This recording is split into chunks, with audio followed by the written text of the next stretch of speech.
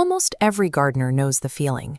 You walk outside to find a plant completely collapsed, its leaves dragging in the dirt, and you think, it looked perfectly healthy just a few days ago.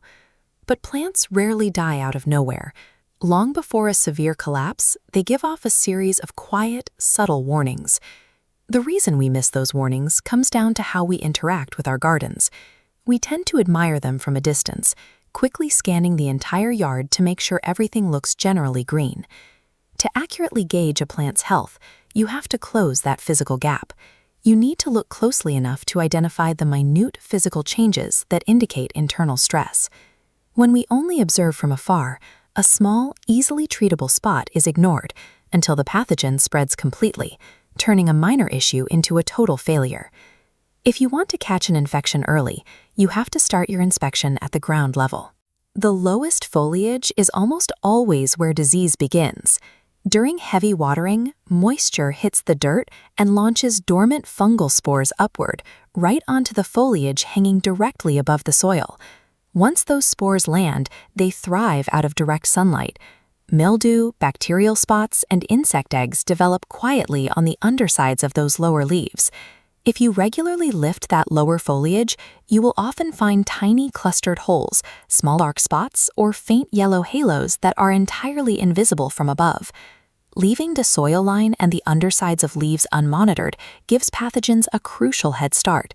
They multiply in the shadows, gaining strength before any damage reaches the visible canopy. This diagram illustrates how environmental stress presents differently than infection. The left leaf shows symmetrical yellowing, pointing to nutrient deficiency.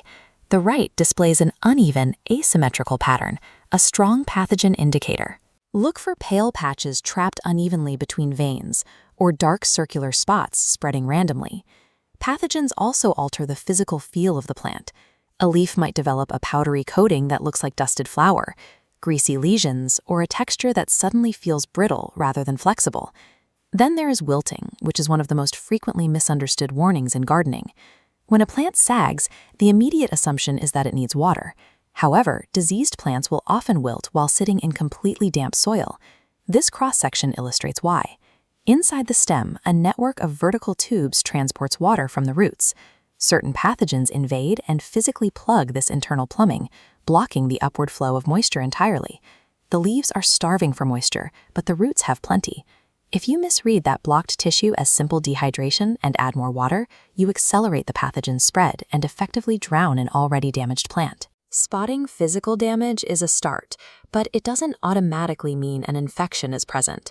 Poor drainage, heat stress, fertilizer burn, and chemical drift can mimic the exact discoloration caused by a disease. To correctly identify the problem, you use pattern recognition.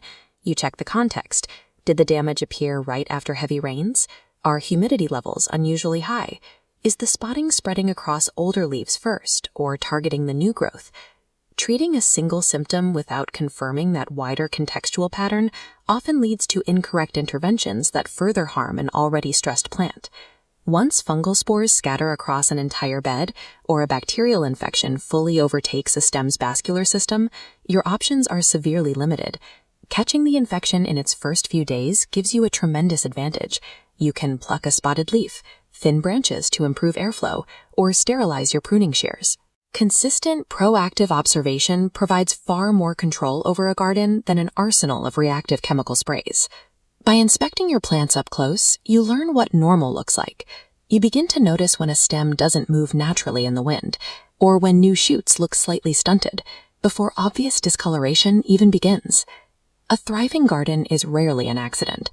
It thrives because the person tending it learns to read the quiet physical changes in the leaves, catching early signs of stress and resolving them before they grow into an urgent